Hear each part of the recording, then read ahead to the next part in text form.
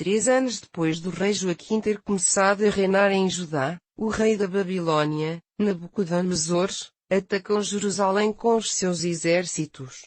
E o Senhor deu-lhe a vitória sobre Joaquim. Antes de regressar a Sinar, Babilônia, retirou algumas das taças sagradas do templo de Deus e pô-las depois no tesouro do seu Deus. Então mandou a Aspenaz, que era o chefe do pessoal de serviço no palácio real, que selecionasse alguns dos jovens judeus trazidos como cativos, mancebos de linhagem real, pertencentes à nobreza de Judá, para lhes ensinar a língua dos caldeus e a sua cultura. Escolham-me uns moços fortes, saudáveis e de bela aparência, disse ele. Devem ser instruídos em todos os domínios do saber, com uma boa cultura geral, e estar preparados para viver no palácio. O rei ordenou que lhes dessem do melhor alimento a comer e do melhor vinho a beber, de tudo aquilo que era servido a ele próprio, e isso durante 3 anos, para que no final desse período a preparação viessem a ser seus conselheiros. Daniel, Ananias, Misael e Azarias foram 4 dos jovens escolhidos de todas as tribos de Judá. O responsável pela sua formação pôs-lhes outros nomes babilônicos. A Daniel chamou Beltesazar, Ananias, Sadraque, a Misael, Mesaque e Azarias, Abednego. Mas Daniel assentou no seu coração não se contaminar com o alimento e o vinho que o rei lhes dava. Pediu então a esse responsável que lhes permitisse alimentarem-se de outras coisas. Aconteceu até que Deus fez com que esse homem tivesse uma certa simpatia especial por Daniel e usasse de uma certa tolerância. No entanto, ficou alarmado com a sugestão de Daniel. Tenho receio que vocês fiquem com um aspecto mais débil, quando comparados com os outros da vossa idade, e que o rei me mande decapitar por ter negligenciado as minhas responsabilidades. Daniel foi ter com o mordomo, a quem o responsável tinha encarregado de cuidar de Daniel, Ananias, Misael e Azarias. Sugeriu-lhe que durante 10 dias os deixasse submeterem-se a um regime apenas de vegetais e água. No final desse período, o mordomo poderia comparar a aparência deles com a dos outros que comiam da comida do rei e logo veria se continuariam com esse regime alimentar. O mordomo acabou por concordar. No fim dos 10 dias, Daniel e os seus 3 amigos pareciam mais saudáveis e mais bem alimentados que os jovens que tinham comido a comida realismo. O mordomo passou a dar-lhes unicamente vegetais e água, retirando-lhes da alimentação os outros ricos pratos e os vinhos.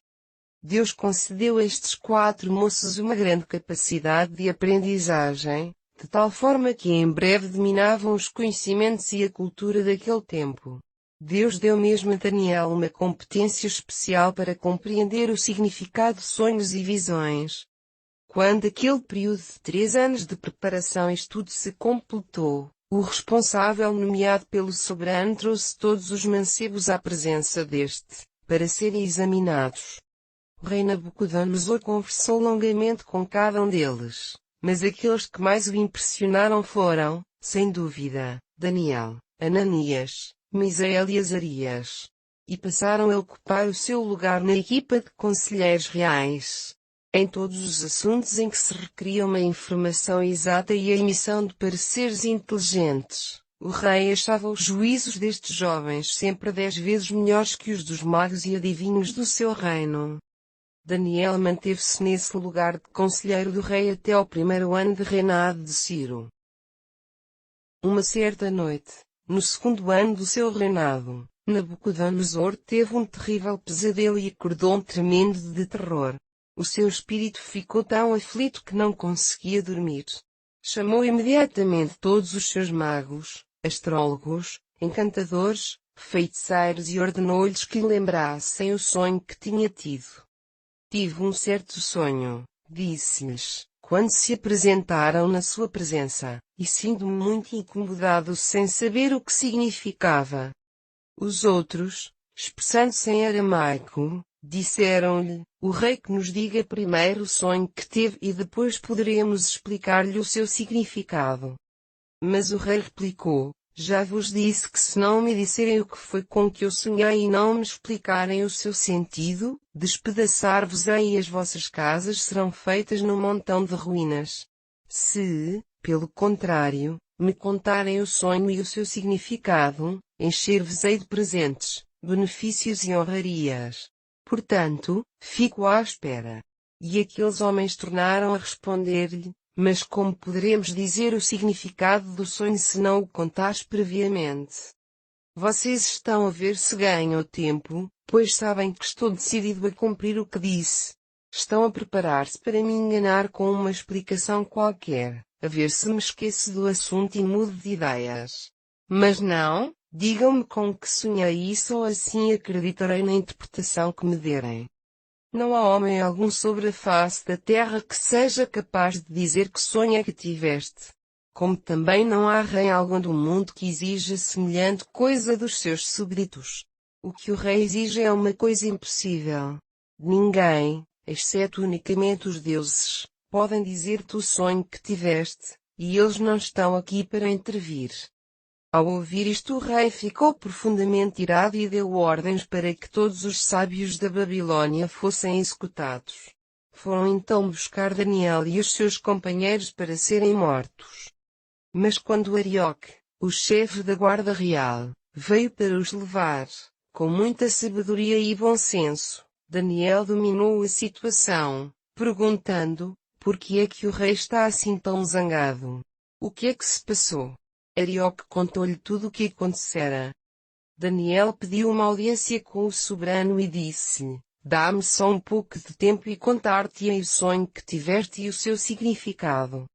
Depois foi para casa e expôs a Ananias, Misael e Azarias, seus companheiros, toda a situação. Pediram ao Deus do céu que lhes mostrasse misericórdia, dando-lhes a conhecer esse sonho misterioso, para que não tivessem de perder a vida juntamente com todos os outros. Nessa mesma noite, Deus contou a Daniel, numa visão, o que o rei tinha sonhado. Daniel louvou o Deus do céu. Louvado seja o nome de Deus por toda a eternidade, porque só Ele tem toda a sabedoria e todo o poder. Tudo o que se passa neste mundo está sob o seu controlo. Remove governantes dos seus lugares e põe outros no poder. É Ele quem dá a sabedoria aos sábios e a inteligência aos homens cultos. Só Ele pode revelar os mistérios que ultrapassam a compreensão humana. Conhece tudo o que não está revelado, porque Ele é a luz, as trevas não são um obstáculo para Ele. Eu te agradeço e te louvo, ó Deus dos meus antepassados, porque me deste inteligência e capacidade, e ainda me revelaste nesta visão o sonho do rei e o seu sentido. Daniel foi ter com Arioque, que se mantinha obrigado a cumprir a ordem do rei de executar todos os sábios, e disse-lhe: suspenda essa execução. Leva-me junto do rei e eu lhe revelarei aquilo que ele pretende saber. Arioque apressou-se a levar Daniel até ao rei, dizendo: aquele tal, que é dos cativos de Judá, é capaz de te contar a sonho. O rei perguntou a Daniel, também chamado Beltesazar: é verdade? Podes dizer-me o sonho que eu tive e qual é o seu significado? Não há sábio, nem astrólogo, nem mago, nem adivinho algum que pudesse revelar-te semelhante coisa. Mas há um Deus no céu que revela os segredos. Ele contou-te no sonho que tiveste o que acontecerá no futuro. O teu sonho foi como se a segue. Sonhaste coisas que hão de vir a acontecer. Aquele que revela segredos esteve a falar contigo. Lembra-te de que não é por eu ser mais sábio do que qualquer outra pessoa que conhece o segredo do teu sonho. Se Deus me revelou foi para teu benefício. Ó Rei, tu viste uma estátua descomunal que tinha um esplendor fantástico e tremendo. A cabeça da estátua era feita do mais puro ouro, o peito e os braços eram de prata, o ventre e as coxas de cobre, as pernas eram de ferro e os pés parte de ferro e parte de barro. Enquanto estavas a olhar, uma rocha foi retirada da montanha por um poder sobrenatural e foi arremessada contra a estátua e esmagou-lhe os pés de ferro e barro, fazendo-os em pedaços. Então deu-se a derrocada de toda a estátua e o ferro, o barro, o cobre, a prata e o ouro desfizeram-se em pedaços, de tal maneira esmiuçados que o vento os levou como se fossem palha e nunca mais se viram. Contudo, a rocha que feriu a estátua tornou-se ela própria uma grande montanha que ocupou a terra inteira. Foi este o sonho que tiveste e este é o seu significado. Tu és rei sobre reis, porque foi Deus quem te deu o teu reino, o poder, a força e a glória. O teu domínio estende-se às regiões mais afastadas. Mesmo os animais e as aves estão sob o teu controlo por vontade de Deus. Tu és essa cabeça de ouro da estátua. Mas quando o teu reino tiver chegado ao fim, um outro poder mundial se levantará e tomará o teu lugar. Esse império será inferior ao teu. Depois de cair levantar-se-á um terceiro, representado pelo ventre de bronze da estátua, que regerá o mundo. Um quarto poder virá, tão forte como o ferro, que esmagará, destruirá e conquistará. Os pés que viste, parte de ferro e parte de barro, mostram que mais tarde este reino se dividirá. Uma parte tornar-se-á tão forte como o ferro e outra tão frágil como o barro. Esta mistura de ferro e de barro revela igualmente que estes reinos hão de tentar aumentar o seu poder através de alianças de casamentos entre os seus chefes, mas não resultará, porque o ferro e o barro não podem unir-se. Durante os reinados destes reis, o Deus do céu estabelecerá um reino que nunca mais será destruído, nunca ninguém o conquistará. Consumirá todos estes reinos e reduzi-los a nada, mas ele permanecerá para sempre indestrutível. Este é o sentido da rocha arrancada da montanha, sem ser por mãos humanas, a rocha que desfaz em poeira o ferro, o bronze, o barro, a prata e o ouro. Assim, o grande Deus revela o que acontecerá no futuro e esta interpretação do teu sonho é tão segura e certa como foi a descrição que dele fiz. Nabucodonosor inclinou-se até ao chão perante Daniel, ordenando ao povo que lhe oferecesse sacrifícios e perfumes suaves. Verdadeiramente, ó Daniel, disse o rei, o teu Deus é o Deus dos deuses, Senhor dos reis, revelador de mistérios, pois revelou-te este segredo. Então o rei engrandeceu muito Daniel, deu-lhe uma grande quantidade de presentes de alto valor e nomeou-o governador de toda a província da Babilônia, assim como chefe de todos os sábios do país. Depois, a pedido de Daniel, o rei designou Sadraque, Mesaque e Abednego como seus adjuntos na administração da província da Babilônia. Daniel tinha a função de magistrado principal na corte do rei. O rei Nabucodonosor fez uma estátua de ouro, de 30 metros de altura e 3 metros de largura. Mandou erguê-la na planície de Dura na província da Babilônia. Seguidamente mandou mensagens a todos os governantes, altas individualidades, chefes militares, juízes, administradores das finanças públicas, conselheiros, autarcas e governadores de províncias do seu império, convidando-os a estarem presentes na consagração da sua estátua. Depois dessas pessoas terem chegado, e quando estavam diante do monumento, um arauto proclamou: ó povos de todas as nações e línguas, esta é a ordem do rei.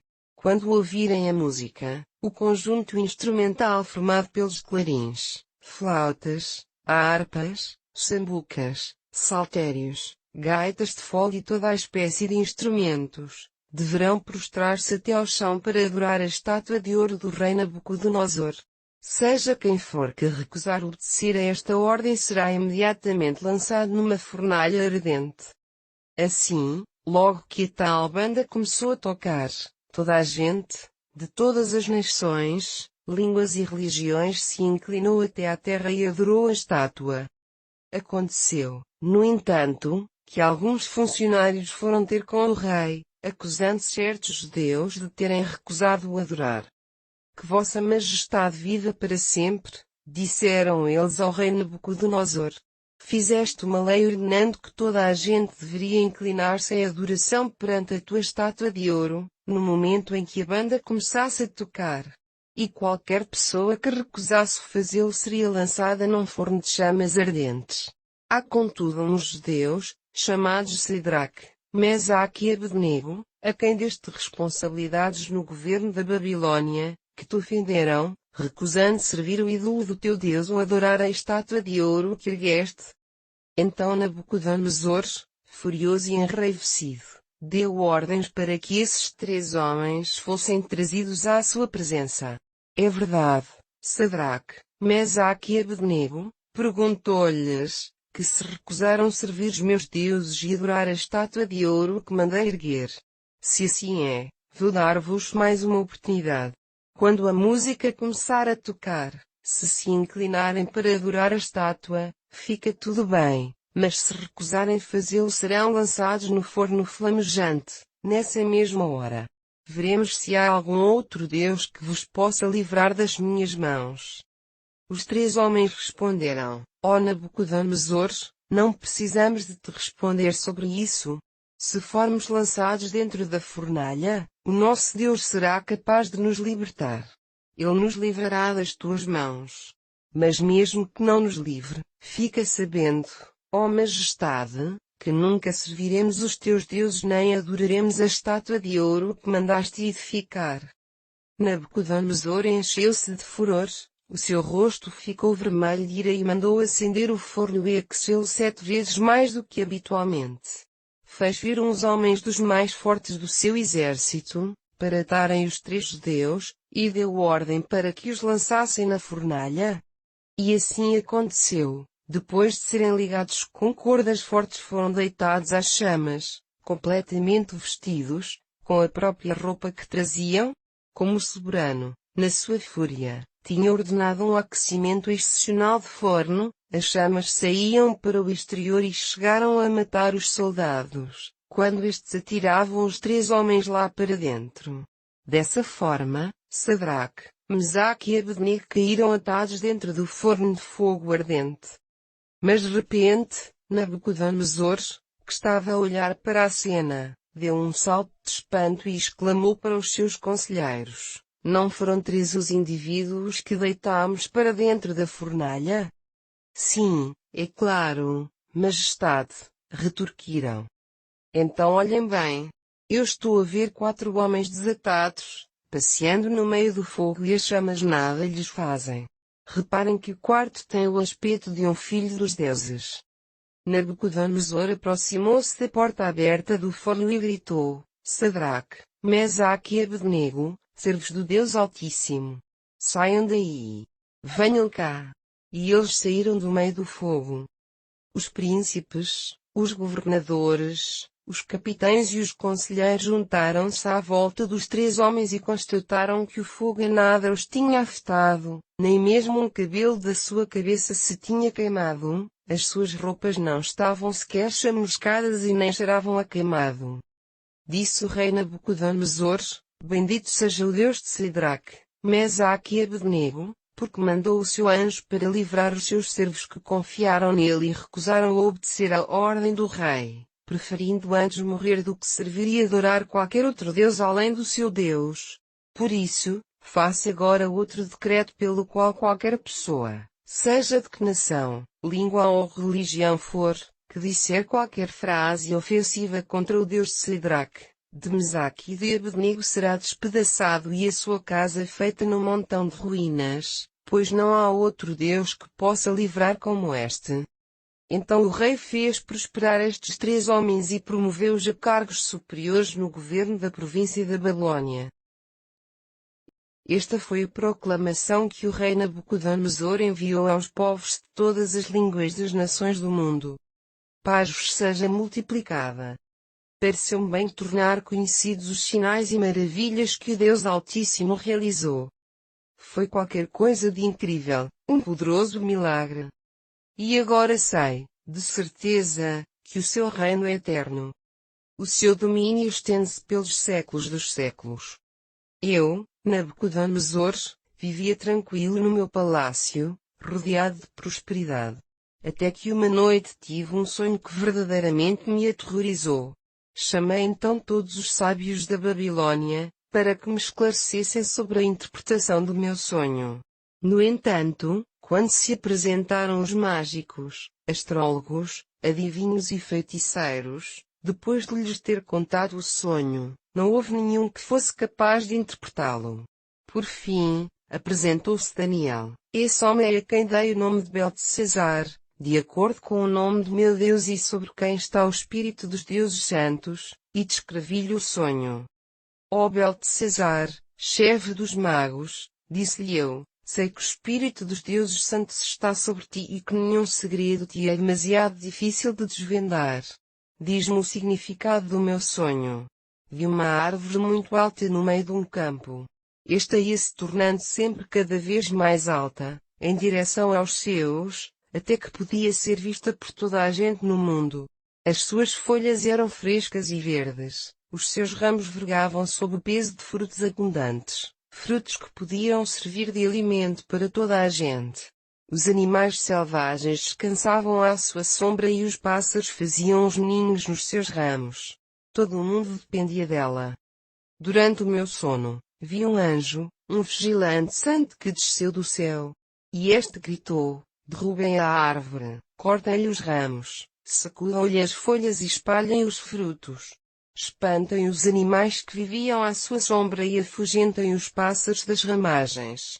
Deixem, no entanto, o cepo e as raízes no chão, ligado com cadeias de ferro e bronze. Deixem que a erva cresça em volta. Será molhado pelo orvalho e essa erva alimentará tanto os animais selvagens como ele próprio. Durante 7 anos a sua natureza alterar-se-á, perderá o entendimento de homem ficando como um animal. Isto é decretado pelos vigilantes por mandado dos santos.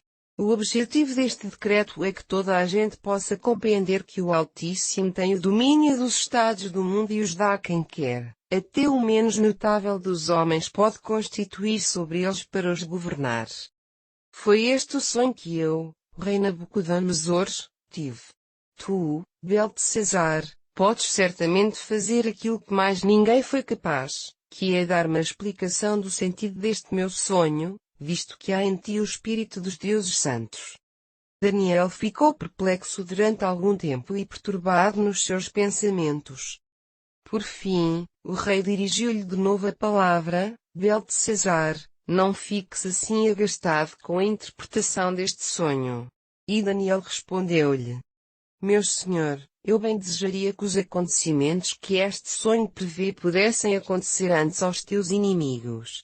A árvore que viste crescer assim tão alto, atingindo os céus de forma que toda a gente podia vê-la, com as suas folhas verdes, carregada de frutos para alimento de todas as pessoas, com animais selvagens vivendo à sua sombra e as aves aninhando-se nos seus ramos. Essa árvore és tu, Majestade.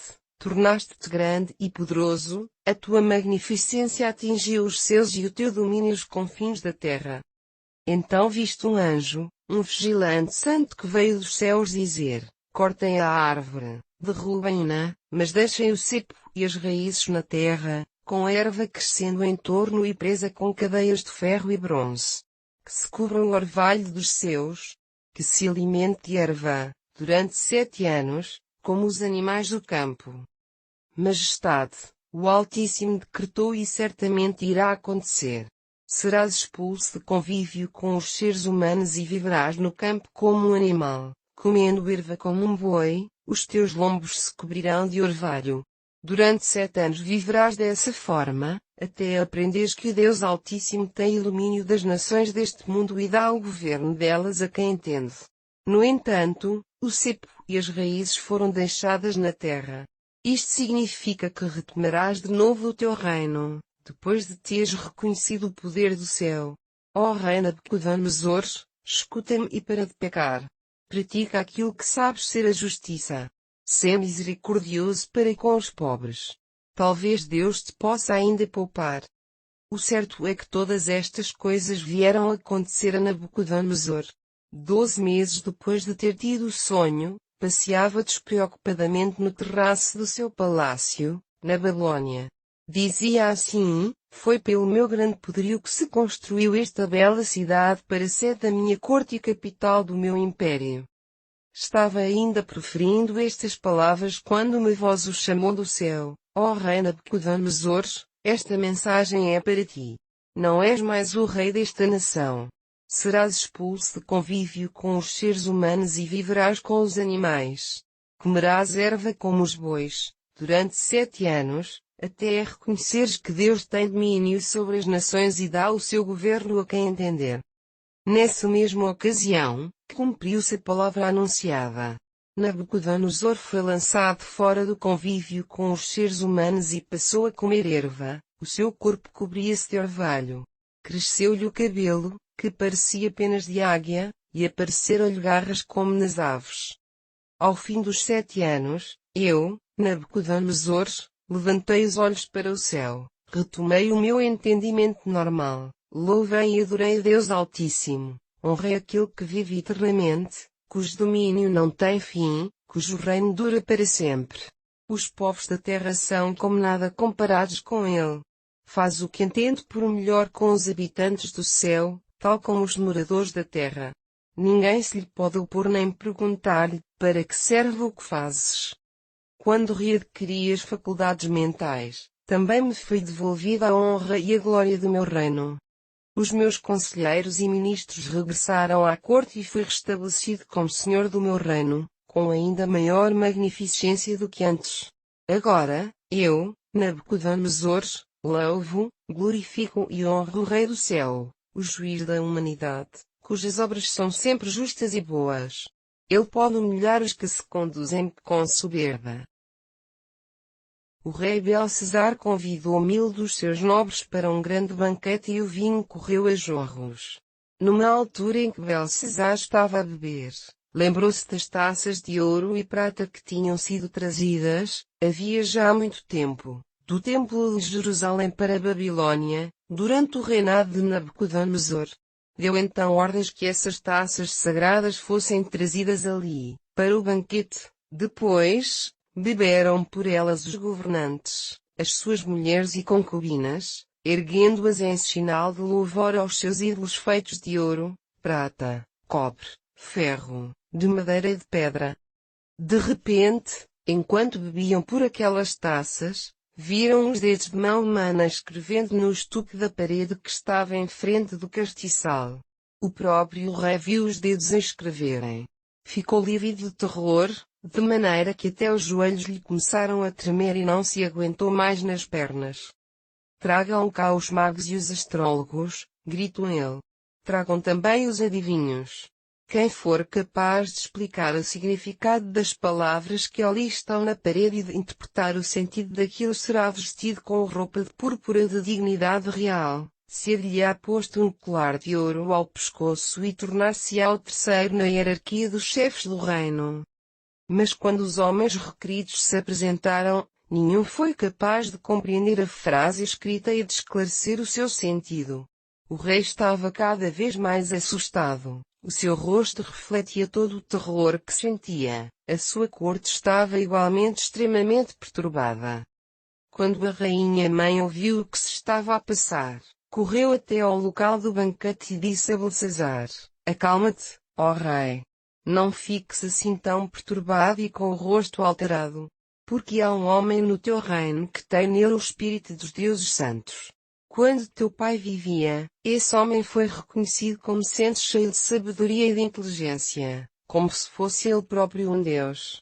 No reinado de Nabucodonosor, teu antecessor, foi nomeado chefe dos magos, dos astrólogos, dos caldeus e dos adivinhos da Babilônia. Convoca agora esse homem, Daniel ou Beltesazar, como o rei lhe chamava, porque o seu espírito está cheio de conhecimento e de inteligência superiores. É capaz de interpretar sonhos, explicar enigmas e achar a solução para os problemas mais complexos. Ele dir-te-á qual o significado dessa frase.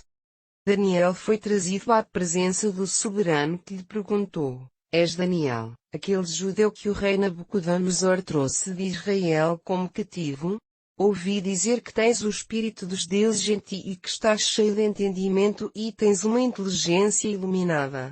Os meus sábios e os astrólogos tentaram perceber aquele escrito na parede, para me esclarecer sobre o seu sentido, e não foram capazes. Também me disseram que sabes explicar toda a espécie de mistérios. Se souberes interpretar aquelas palavras, vestir-te-ei com roupa de púrpura, por-te-ei um colar de ouro ao pescoço e serás o terceiro na hierarquia do poder na Babilônia. Respondeu Daniel: não pretendo os teus dons, poderás dá-los a outra pessoa. Contudo, dir-te-ei o sentido daquela frase.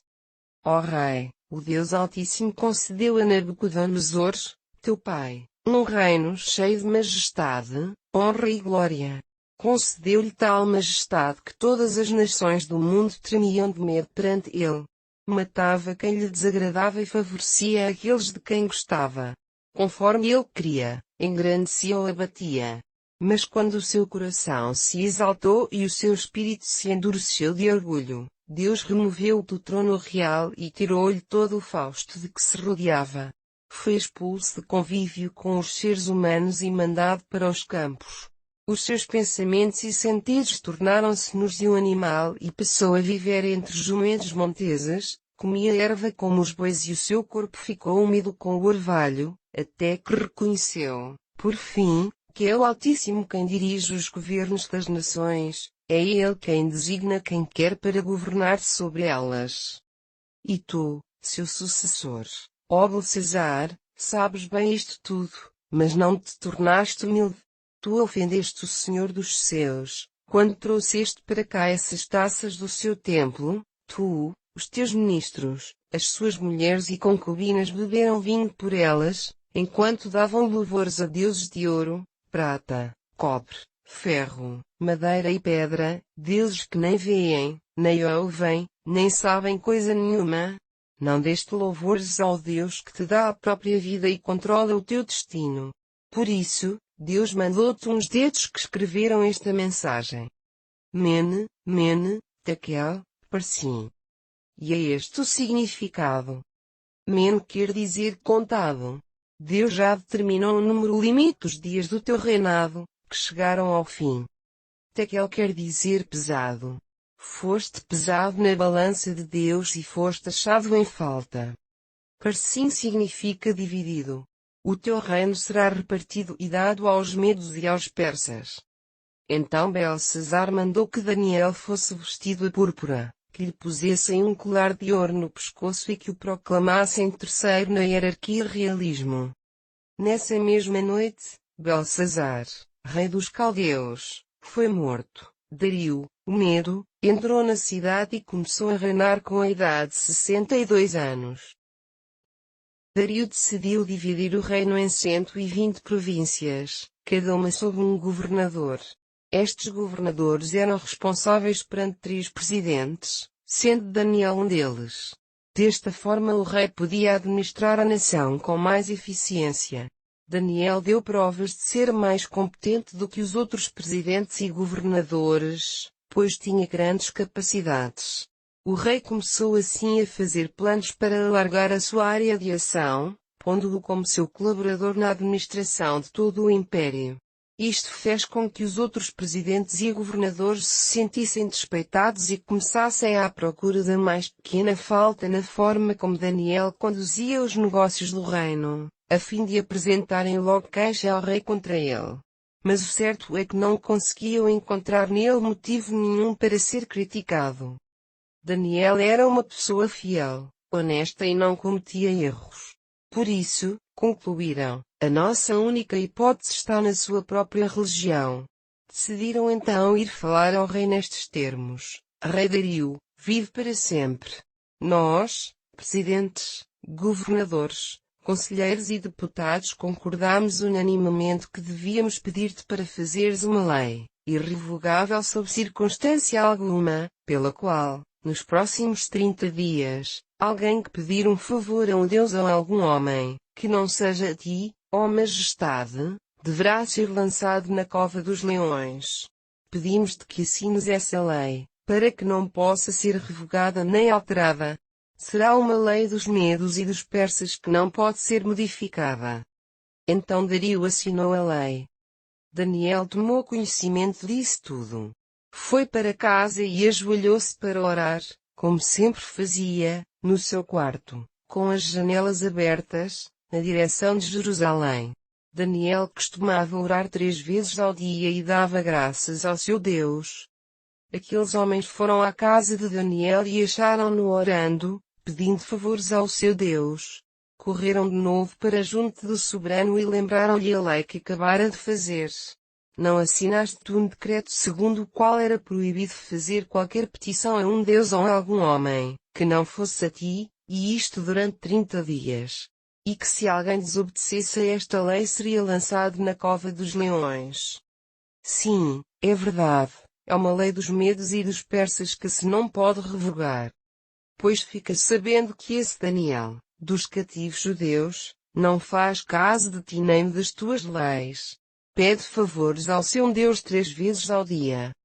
Ao ouvir isto, o rei ficou muito angustiado, por ter sido levado a assinar tal lei, e decidiu para consigo fazer tudo para salvar Daniel. Passou o resto do dia a pensar como haveria de livrá-lo.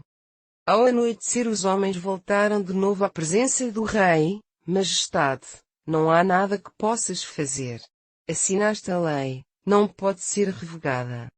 O rei deu então ordem para prenderem Daniel e este foi levado para a cova dos leões. O rei ainda lhe disse, Daniel, que o teu Deus, a quem tu continuamente adoras, te livre. Depois lançaram-no na cova. Trouxeram uma pedra que puseram sobre a entrada da cova e o rei selou-a com o seu próprio anel e com o da administração pública, para que ninguém pudesse tirar Daniel dali. O rei voltou para o palácio e foi deitar-se sem nada ter comido. Recusou o habitual serão de música e não conseguiu dormir a noite toda. Logo de manhã cedo foi a correr à cova dos leões. E chamou então angustiado, Daniel, servo do Deus vivo, dar-se-á o caso que o teu Deus, a quem tu continuamente serves, tenha pedido salvar dos leões. Então ouviu-se a voz de Daniel, ó rei, vive para sempre. O meu Deus enviou o seu anjo que fechou a boca dos leões e estes não puderam tocar-me. Porque estou inocente perante Deus e nunca cometi delito algum contra ti, ó rei. O soberano não conteve a sua alegria e mandou logo que Daniel fosse dali tirado. Verificou-se que não sofrera a mais pequena beliscadura, porque creu no seu Deus. O rei mandou que fossem trazidos os acusadores de Daniel e lançou-os na cova dos leões, juntamente com as mulheres e os filhos. Os leões, mal as pessoas chegaram ao fundo da cova, já lhes estavam a esmagar os ossos. Posteriormente, o rei Dario dirigiu a seguinte mensagem a todos os povos do seu império. Que haja muita paz entre todos. Nesta mesma data vou decretar uma lei segundo a qual toda a gente no meu reino deverá respeitar e temer profundamente o Deus de Daniel. O seu Deus é vivo. É um Deus que não muda. E cujo reino nunca será destruído.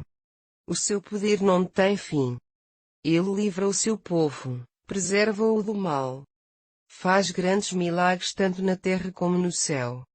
Foi ele quem livrou Daniel do poder dos leões. Desta forma, Daniel prosperou durante o reinado de Dario e também durante o reinado de Ciro, o persa. Uma noite, durante o primeiro ano de reinado de Belsazar, rei da Babilônia, Daniel teve um sonho e relatou-o por escrito.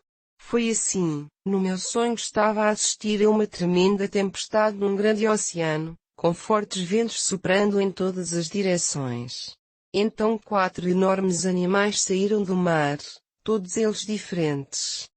O primeiro era semelhante a um leão, mas tinha asas de águia, no entanto, estas encontravam-se arrancadas e, por isso, não podia mais voar. Estava de pé, sobre 2 patas, como um ser humano. Foi-lhe mesmo dada uma mente humana. O segundo parecia-se com um urso, levantado sobre as suas patas traseiras.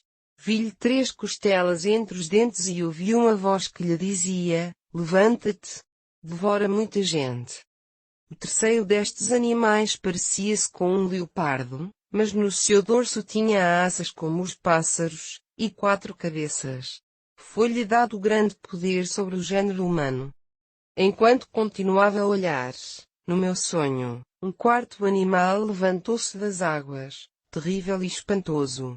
Devorava as vítimas, desfazendo-as primeiro em pedaços, com grandes dentes de ferro e pisando-as sob as patas. Era de longe muito mais brutal e feroz que os anteriores e tinha 10 chifres. Atentando para esses chifres, reparei que nascia entre eles um outro mais pequeno e que, na sequência disso, 3 dos outros foram arrancados com a raiz e tudo, para lhe deixar espaço. Essa ponta mais pequena tinha olhos humanos, tinha também uma boca, com a qual falava com grande arrogância. A certa altura, foram colocados uns tronos e um ancião de idade avançada sentou-se para julgar. A roupa que trazia vestida era da maior alvura e o seu cabelo era branquíssimo. Estava sentado num trono feito de chamas, o qual se deslocava sobre rodas de fogo. Um rio de fogo jorrava dele. Tinha milhões de anjos ao seu serviço, centenas de milhões de pessoas esperavam as suas ordens e serviam-no. Então o tribunal começou a sua sessão e foram abertos os livros.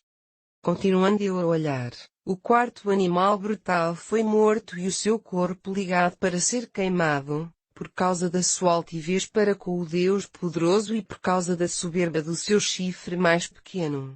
Quanto aos outros 3 animais, foi-lhes retirado o seu domínio. No entanto, a sua vida foi prolongada ainda durante algum tempo.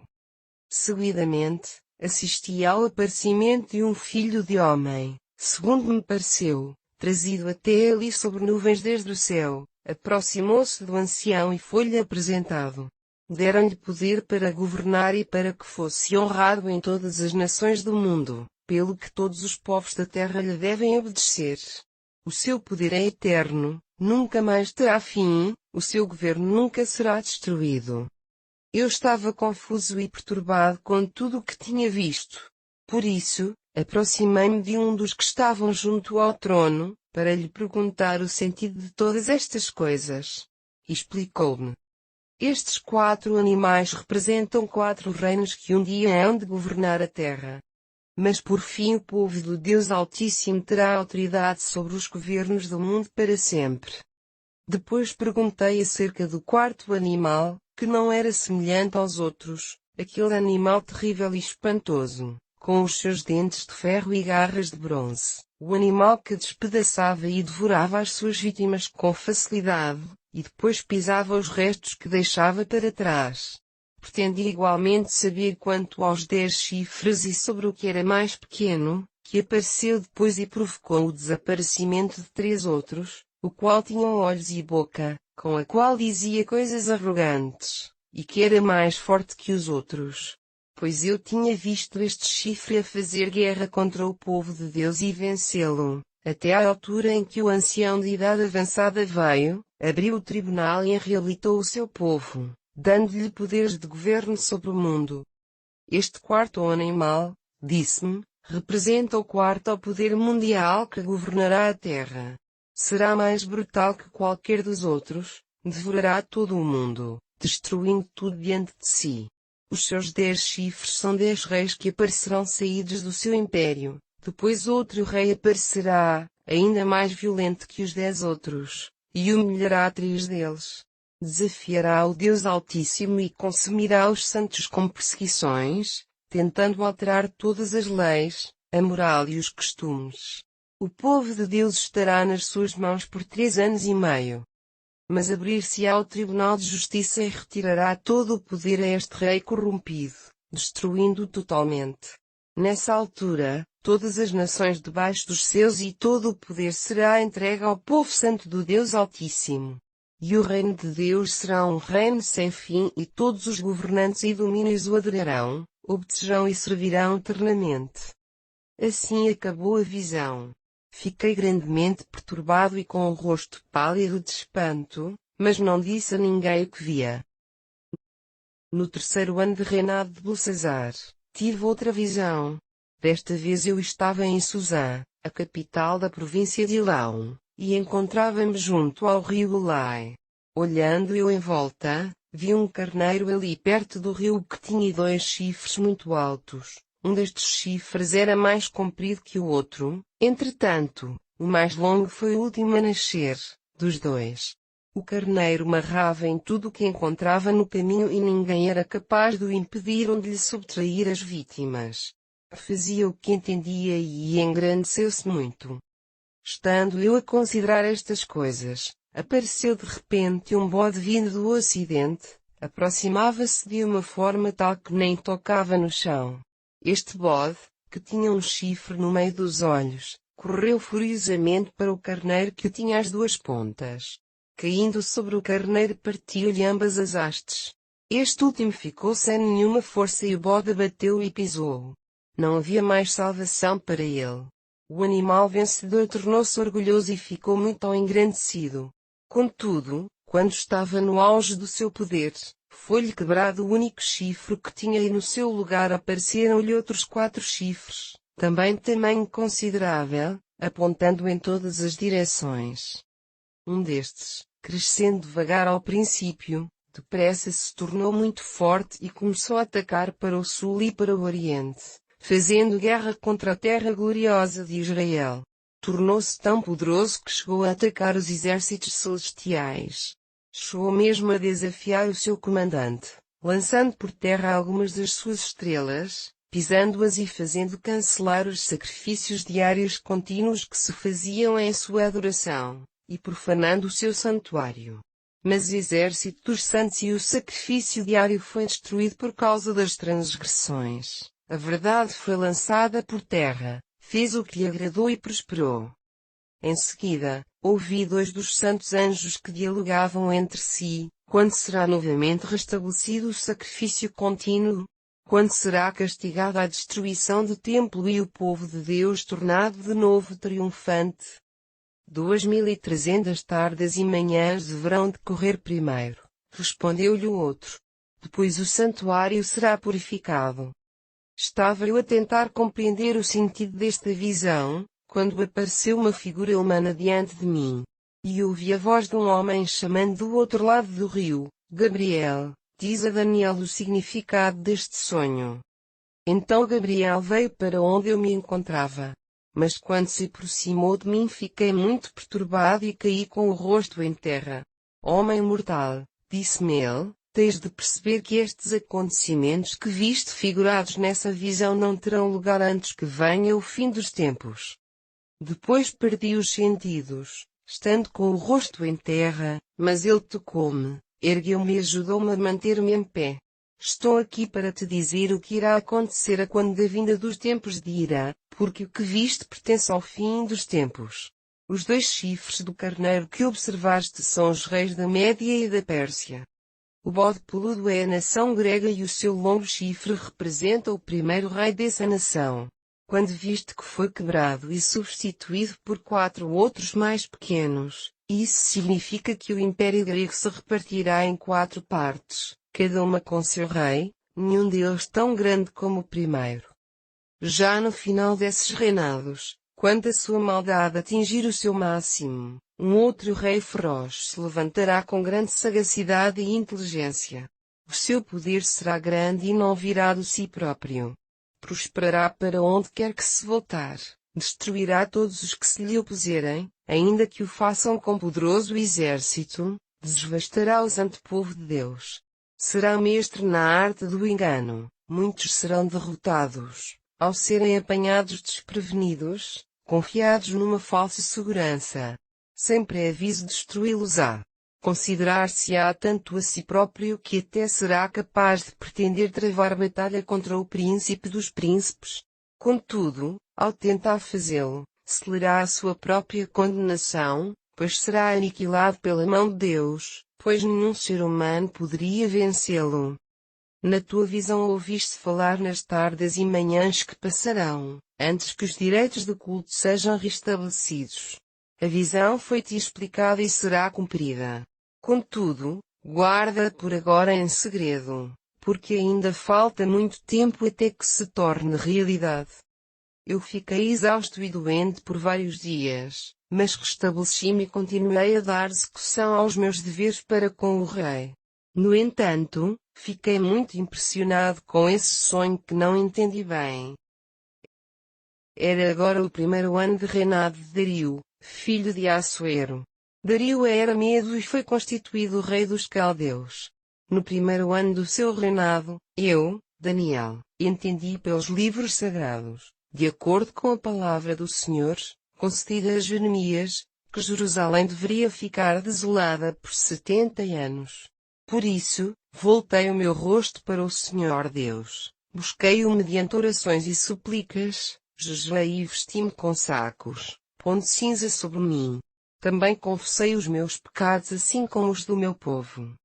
Ó Senhor, meu Deus, orava eu, Tu és um grande e temível Deus, sempre guardas a aliança e a Tua misericórdia para com aqueles que amas e guardam as Tuas leis. Mas nós pecamos muitíssimo, rebelamo-nos contra Ti e tivemos em pouca conta os Teus mandamentos. Recusamos prestar atenção aos Teus servos, os profetas, que mandaste repetidas vezes através dos anos, com as Tuas mensagens para os nossos reis e governantes, assim como para todo o povo. Ó Senhor, Tu és justo. Quanto a nós, estamos sempre envergonhados com os nossos pecados, como hoje se vê. Sim, todos nós, a gente de Judá, o povo de Jerusalém, assim como todo Israel, que espalhaste por toda a parte, perto e longe, por causa da nossa infidelidade para contigo. Ó Senhor, nós, os nossos reis, governantes e pais, estamos profundamente abatidos por causa de todos os nossos pecados. Mas o Senhor, nosso Deus, é misericordioso e perdoa até mesmo aqueles que se rebelaram contra Ele. Senhor, nosso Deus, nós desobedecemos-te, escarnecemos de todas as leis que nos deste através dos teus servos, os profetas. Todo Israel transgrediu a tua lei. Afastámo-nos de ti e recusamos continuar a ouvir-te. Foi assim que a tremenda maldição de Deus se descarregou sobre nós, a maldição escrita na lei de Moisés, teu servo. Fizeste exatamente como avisaste que farias, pois nunca houve tal desastre como aquele que nos aconteceu em Jerusalém, a nós e aos nossos chefes. Cada uma das maldições contra nós, escritas na lei de Moisés, se realizaram, todos os males preditos, todos eles aconteceram. Mesmo assim, não procuramos o favor do Senhor, nosso Deus, desviando-nos dos nossos pecados e praticando a justiça. E foi por isso que o Senhor deliberadamente nos esmagou com calamidades que tinha preparado. Pois o Senhor, nosso Deus, é justo em tudo o que executa, nós é que não queremos obedecer.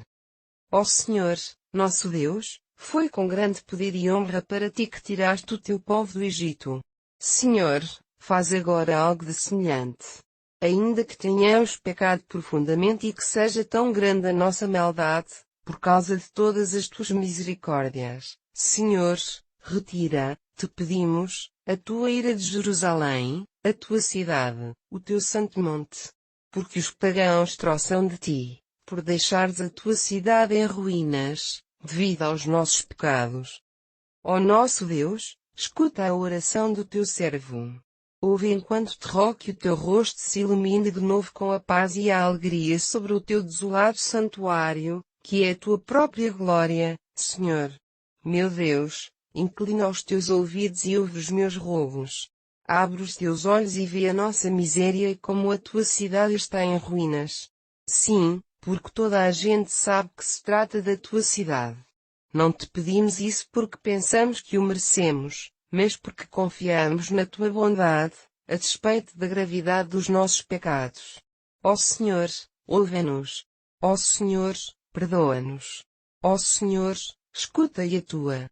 Não te demores em defesa da tua própria causa, ó meu Deus, pois o teu povo e a tua cidade trazem o teu próprio nome. Estive assim a orar e a confessar o meu pecado e o do meu povo, implorando fervorosamente ao Senhor, meu Deus, a favor de Jerusalém, o seu santo monte. Gabriel, que eu vira na minha primeira visão, deslocou-se entretanto rapidamente nos ares, até junto de mim, era a altura do sacrifício da tarde. E disse-me, Daniel, encontro-me aqui para te ajudar a compreenderes os planos de Deus. No momento em que começaste a orar, foi dada uma ordem e eu aqui estou para te dizer qual foi, visto que Deus te ama muito. Escuta e procura compreender o sentido da visão que tiveste. Deus decretou um período de 70 vezes 7 anos, para libertar o seu povo e a sua santa cidade do pecado e do mal, para que os pecados sejam perdoados e reine a justiça para sempre, para que a visão e a profecia se cumpram e o santuário seja de novo consagrado. Agora o ouve bem. Passarão 7 vezes 7 anos, mais 7 vezes 62 anos, desde a altura em que for dada a ordem para a reconstrução de Jerusalém, até à vinda do Messias, o Príncipe. As ruas e os muros de Jerusalém serão reconstruídos, a despeito dos tempos perigosos que hão de acontecer. Depois deste período de 7 vezes 62 anos, o Messias será morto. Levantar-se-á um rei cujos exércitos destruirão a cidade e o templo. Mas serão vencidos por uma tempestade, até ao fim haverá guerras com as suas desgraças.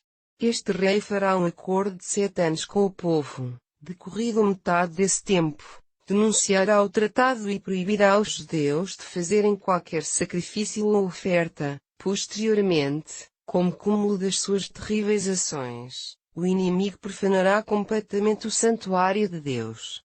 Mas quando chegar o tempo determinado nos planos de Deus, o julgamento de Deus será derramado sobre esse assolador.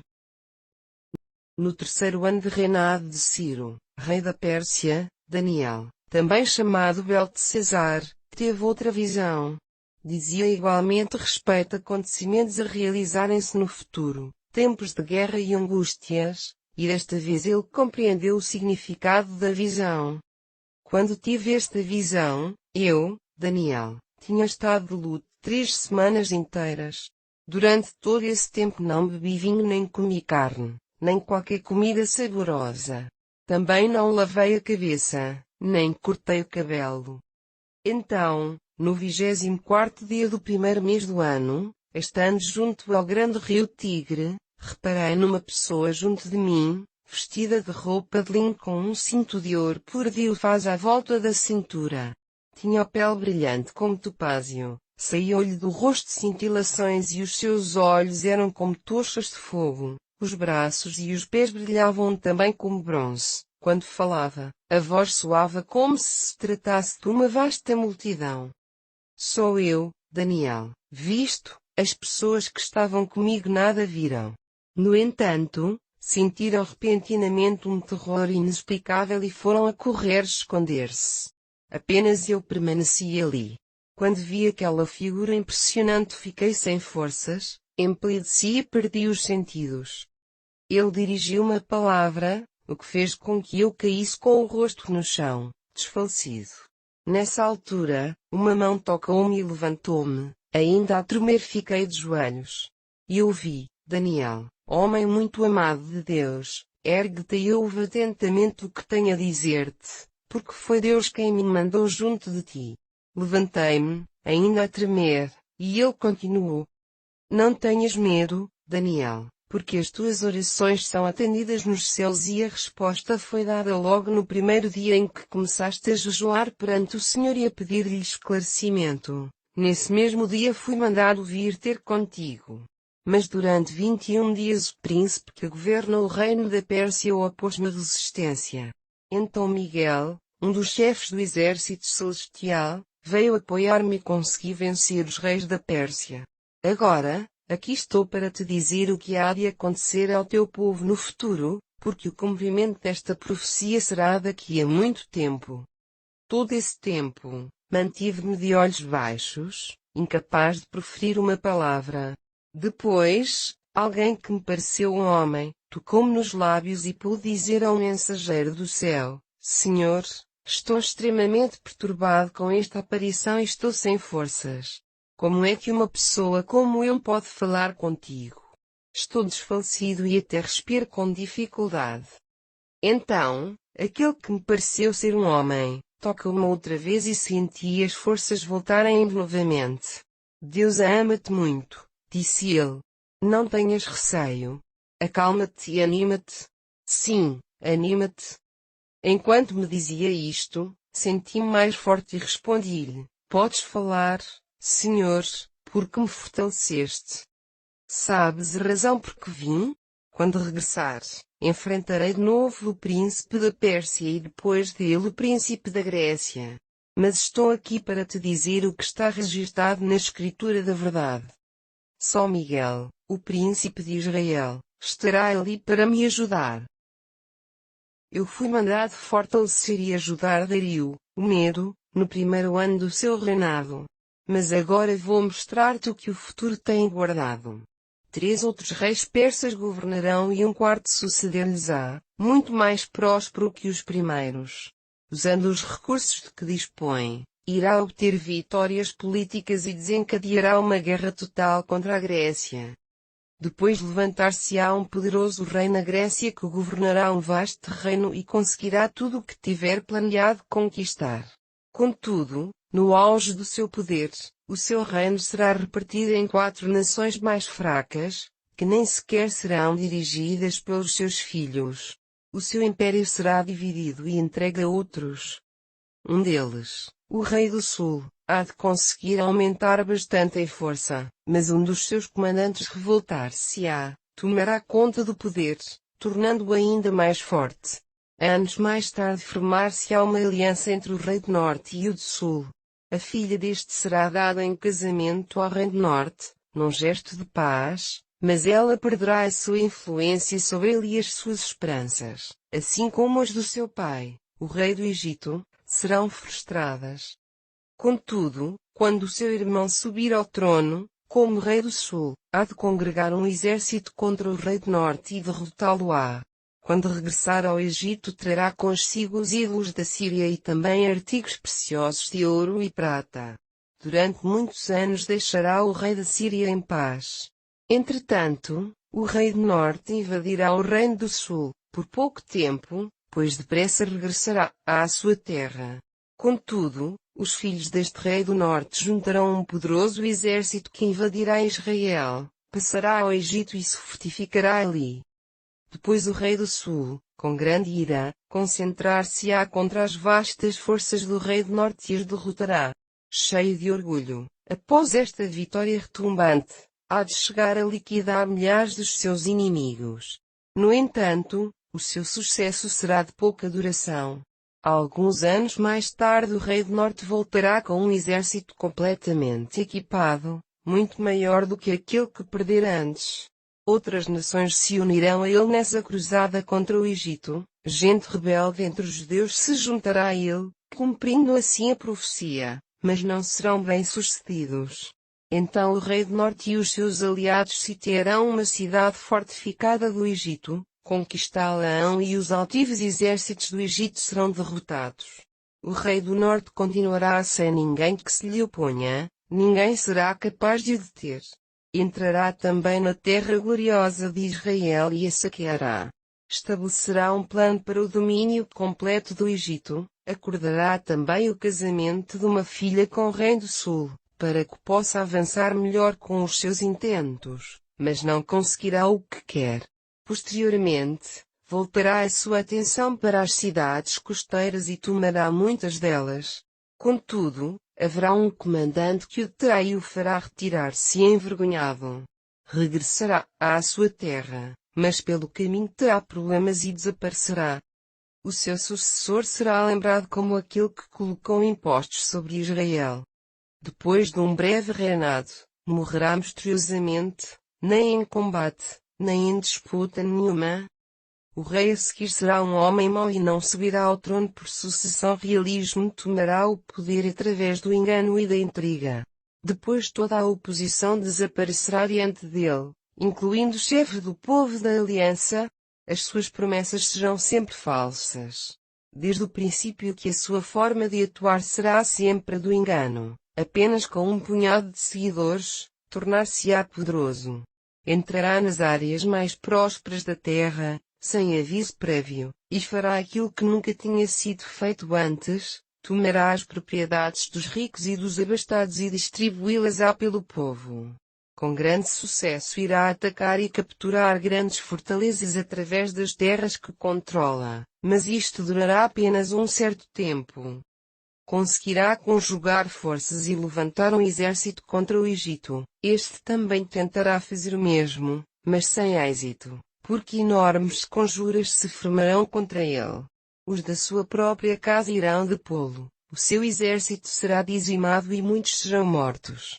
Ambos estes reis conspirarão um contra o outro, mesmo à mesa das negociações, tentando enganar-se mutuamente, mas isso de pouco servirá, pois nem um nem outro serão bem-sucedidos até que chegue o tempo indicado por Deus.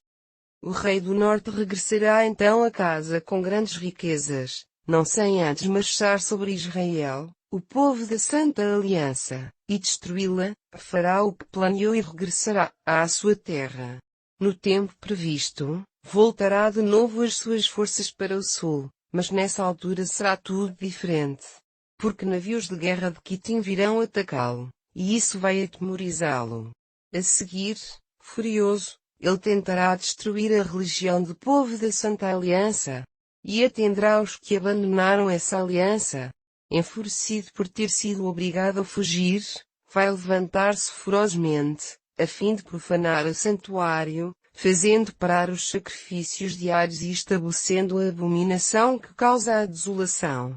O rei usará o engano para ganhar o apoio dos que transgrediram os preceitos da aliança, para ganhá-los para o seu lado, mas os que reconhecem a Deus resistirão com firmeza e coragem e farão grandes coisas. Os que têm discernimento espiritual terão um largo ministério, ensinando, durante aquele tempo. Correrão constantemente perigo. Muitos deles morrerão pelo fogo ou pelas armas, ou serão postos em cárceres, despojados do que possuem. No meio destas pressões, alguns homens descrentes apresentar-se-ão como que pretendendo oferecer socorro, mas só para tirar proveito dos que são perseguidos. Até alguns dos mais dotados nas coisas de Deus tropeçarão naquele dia e cairão, mas isto acabará por ser uma forma de os refinar e purificar, tornando-os mais limpos até ao fim de todas estas provações, até ao momento que Deus indicar. O rei fará só aquilo que lhe agrada, proclamando-se acima dos deuses, blasfemando até de Deus dos deuses e prosperando, mas só até quando o Senhor entender, porque os planos de Deus são inabaláveis. O rei não terá consideração alguma pelos deuses dos seus antepassados, nem pelo Deus amado pelas mulheres, nem por nenhum outro, porque se gloriará como sendo ele o maior de todos. Em lugar desses deuses todos, adorará o Deus das fortalezas, um Deus que seus pais desconheciam, e será pródigo em ofertar-lhe donativos muito caros como ouro, prata, joias e outras riquezas. Dirá que é com a sua ajuda que há de atacar grandes fortalezas e conquistá-las. Dará honras aos que se lhe submetem, nomeando-os para posições de autoridade e repartindo entre eles a terra como recompensa. Chegando o tempo do fim, o rei do sul tornará a atacá-lo e o do norte reagirá com a violência e a fúria de um furacão. O seu vasto exército e a sua grande armada de navios de guerra sairão para invadi-lo com o seu poder. Dessa forma, conseguirá invadir vários países, incluindo Israel, e Terra Gloriosa, e derrubará o governo de muitas outras nações. Moab, Edom e quase toda Amon escaparão. O Egito e muitas outras nações serão ocupadas. Tomará posse de todos os tesouros do Egito, tesouros de ouro e de prata, além de outras riquezas, e os líbios e os cuxitas tornar-se-ão seus servos. Nessa altura, notícias vindas tanto do norte como do oriente irão alarmá-lo e voltará em grande ira para destruir e aniquilar muitos. Deter-se-á entre a gloriosa montanha santa e o mar, armando ali as tendas reais. Enquanto permanece nesse sítio, o seu tempo chegará e não haverá ninguém que o apoie. Nesse tempo, se levantará Miguel, o poderoso príncipe que protege a tua nação. Haverá um tempo de angústia para os judeus, maior do que qualquer outro período de angústia na história de Israel. Mas todos aqueles cujos nomes estão escritos no livro serão libertados. Muitos daqueles cujos corpos jazem mortos, enterrados, ressuscitarão, uns para a vida eterna, outros para a vergonha e desprezo eternos. Os entendidos brilharão como o resplendor do sol, no firmamento. Os que ensinam a muitos a justiça refulgirão como estrelas para sempre. Mas tu, Daniel, não dês esta profecia a conhecer a ninguém. Sela para que não seja revelada até o tempo final, quando a deslocação de pessoas de uma para outra parte do mundo, assim como o conhecimento entre os homens, tiverem aumentado grandemente. Então eu, Daniel, olhei e vi outros 2 seres em cada margem do rio. Um deles perguntou àquele que estava vestido de linho e que se encontrava sobre as águas do rio: quanto tempo haverá até que se cumpram todas essas coisas espantosas? O outro respondeu, levantando as mãos para os céus e jurando por aquele que vive por toda a eternidade, que estas coisas não serão cumpridas até que 3 anos e meio se completem, depois de terminar a perseguição contra o povo santo. Depois tudo estará terminado. Ouvi aquilo que ele disse, mas não percebi. Por isso, perguntei: Senhor, como será que isto tudo vai acontecer? Podes retirar-te, Daniel, porque aquilo que expus não é para ser compreendido antes do tempo do fim. Muitos serão colocados à prova e assim purificados e aperfeiçoados. Contudo, os perversos continuarão na sua perversidade e não entenderão coisa nenhuma. Só os que desejam mesmo aprender virão a saber o significado disso. Desde o momento em que o sacrifício contínuo for proibido e instalada a abominação que causa a desolação, a fim de ser adorada, decorrerão 1290 dias. Felizes aqueles que esperam e chegam aos 1335 dias. Quanto a ti, persevera até ao fim da tua vida e depois repousarás, porque ressuscitarás e terás a tua recompensa nos últimos dias.